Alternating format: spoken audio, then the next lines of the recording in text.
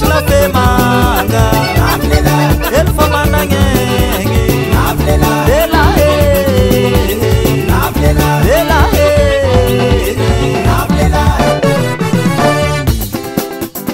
mi vulana chitia makarachien makarach tochin poda faranga he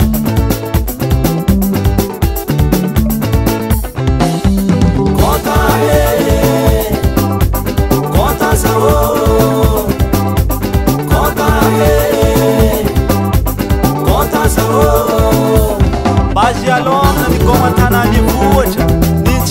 chika Biramuramo chika mangana biase Profite zala fataha nuranga Ile malaza zala mamal fala chika Rubule muzala yuchi na machika Irole la zala mangu juvite Ana rumangangi zala manganu kawite Kota he Kota sawo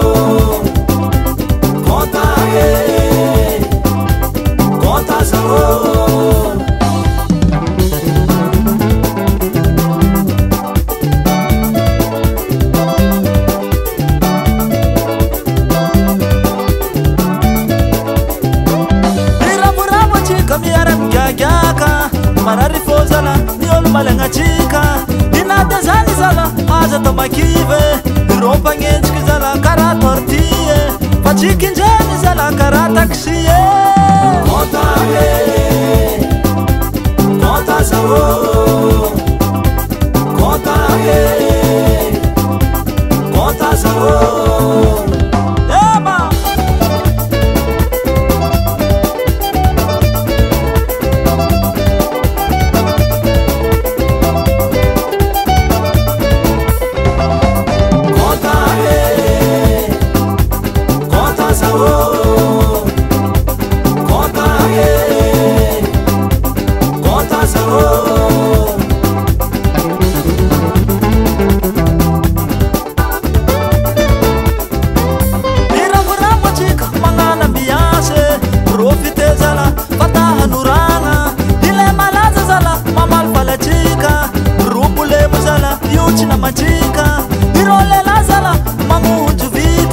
Ana rumangangi zala manganu kawite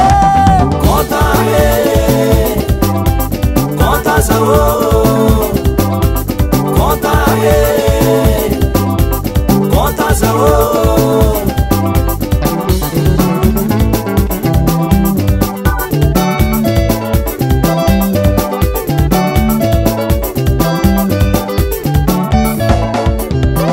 Biraburamu chika miyaram gyaka Mararifozala niol malenga chika